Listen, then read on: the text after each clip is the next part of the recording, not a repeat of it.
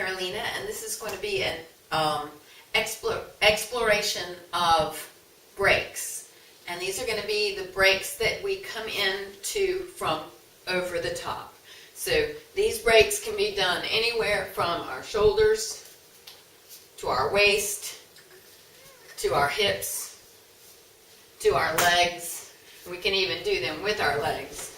So, and also with our arms by pinching these things together. So there's a couple of different ways that you can do these when you're first learning them. Excuse me. And the first is just to notice that if you're hooping on your waist, your hoop is going from one side to the other. In my case, it's going from my right to my left. If I want to interrupt this hoop, I'm going to interrupt it from the left, and I'm going to do that with a C claw, where the C is pointing down, and I'm going to let my elbow be pretty much against the small of my waist, so that I just have the hoop level above the, my hand level above the hoop as it comes around, and then as it comes around, I'm going to kind of lead it and let it land in the C, and then when it does, I'm going to close it in a loose grip, and I'm going to pull the C so that the hoop keeps contact with the other side of my body. So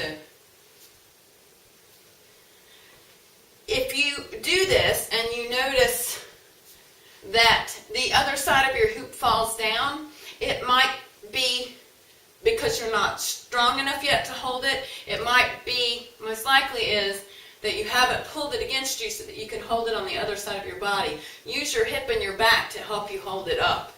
So even a great big hoop, you can pull it so that it's against you and balanced on you, and then you go back into your hooping. Now, you want to always deliver the hoop to the sweet spot. And if you're hooping on your waist, the sweet spot is going to be here and here. You're going to lead and deliver. Lead and deliver. So even if you catch it and your hoop comes down, if you can still deliver it level to that sweet spot by manhandling that thing up and onto it, you can save the hoop. So obviously the heavier your hoop is, the more challenging this is going to be to do. This is one of the reasons I suggest having a variety of sizes of hoops. So something that's big but light that you can grab and get used to.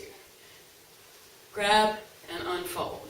And if you want, after you grab, you can extend your index finger and have even more control over it. So grab, pull, extend.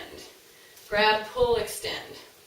So one of the things that I see people be challenged with when they first learn this is when do I drop my hand in? So if you notice your hoop is coming around you, it's open to the side, then it's open to the front, then it's open to the other side, then it's open to the back. So when it's open to the side, it's you feel it on this side, you can go ahead and get your hand so that it comes around, it lands in it. I'm losing my train of thought. I just talked about this. Oh, that's the wrong. From the outside. So hard. So lead it, land in it, pull it. Lead it, land in it, pull it. Lead it, land in it, pull it. So once you get that, and always to the sweet spot. To the sweet spot. So know that this sweet spot is going to be here whether you're horizontal or whether you're leaning forward, or whether you're leaning backwards. Oops. Let me do that again. Ooh.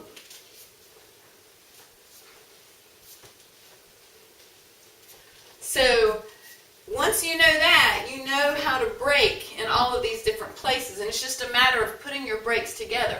So I recommend putting some drills together. First, learn how to break. That's going to require being able to hoop in the opposite direction, so it's a great practice. Break. Start to count your circles between your breaks. Break, all the way, deliver to my opposite side. And say, I'm going to do this with 3 circles. Break. 1, 2, 3. Break. 1, 2, 3. Break. 1, 2, 3. Break. 1, 2, 3. Now 2 circles. 1, 2, break. 1, 2, break. 1, 2, break. 1, break, 1, break, 1, break, 1, break, break, break, break, break, break. So notice how I'm just kind of leading my hand out, just dropping my fingertips first into the hoop, and they deliver the hoop up into my palm. And from there I can use my index finger if I need to, or exert pressure up under the hoop to bring it back up to wherever I need to be. So even if I'm over here and I want to straighten up, I just straighten up. If I want to bend down, I just bend down.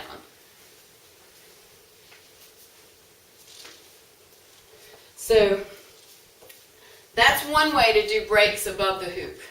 Lead it and pull it. If your hoop is super heavy and you can't hold it up because it just always wants to fall down in the back, you can use your other hand to assist you with this by leading with the hand, the C-clamp with the C pointed down. Grab it, pull it under you. When you reach to the other side, then put your hand in and help it hold up this other side. Then take it out of the way and do your reverse. So it would be catch, save, undo, unfold. So that is one way that we can reverse the hoop, and we can do this from anywhere. So it's on our hips. Once you start to get breaks, practice them in other places. So take them to your hips next. And practice break, break, break, break. Remember to lean forward. Break, oops, break, break. And you're going to miss it sometimes. Just wait there for it. Oh, now I remember what I was going to tell you earlier.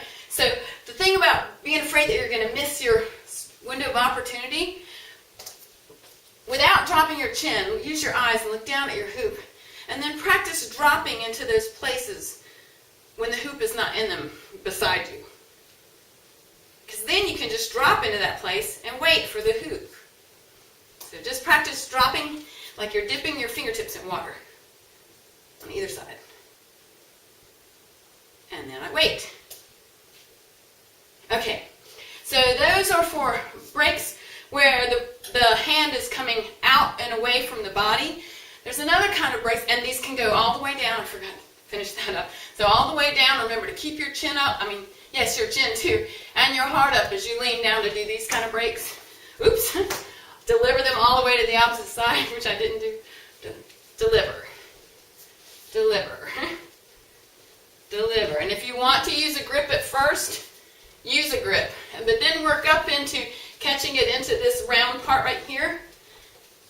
So you don't have to use a grip. So it's like boom, boom, boom, boom, boom, boom, boom. And you can do this all the way up to here. But once you get to here, you got to do a different kind of break. And I'm going to talk about that one in another tutorial. But while we're still doing these breaks from the top of the hoop down, another way to do them is called a pinch break.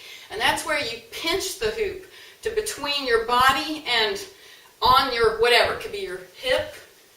And you got to pinch it and then reverse it. You use your arm just a little bit to catch it.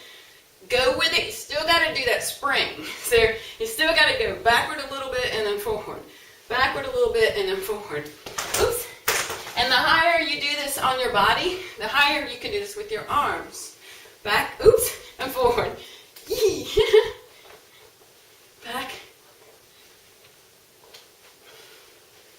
So dropping into that space from behind, grabbing, absorbing, and then letting go. So this can be done all the way up the arm and all the way down to the wrist. Leaning forward, backwards, or side to side. Boom, I'm starting to switch to that other side again. So all of this, these are all ways to do breaks over the top of the hoop. Practicing pinch breaks often gives people bruises on the inside of your arm. If you get this, I recommend going to a natural food store someplace and getting some arnica lotion and put on there. It will stop the pain very quickly, and it will make the bruises go away much faster. Hoopers need it in our carry of bells. We take hoop injuries fairly frequently. This is one of the places that people often get bruises. So I recommend trying to use a lightish hoop. if you can, when you're ready to start these pinches. And when you are, think you really got to go for it. You can't have it out here. That's not a pinch. It's going to bruise. You've got to think, I'm going to smash it to my side. Smash it to my side. There's no room for error there. And you can repair it with the same manhandling technique where you bring it back up, put it where you want it. So, all right, those are over the top breaks with reverses. And next one, I guess I'll do from underneath, but not in this one, I think.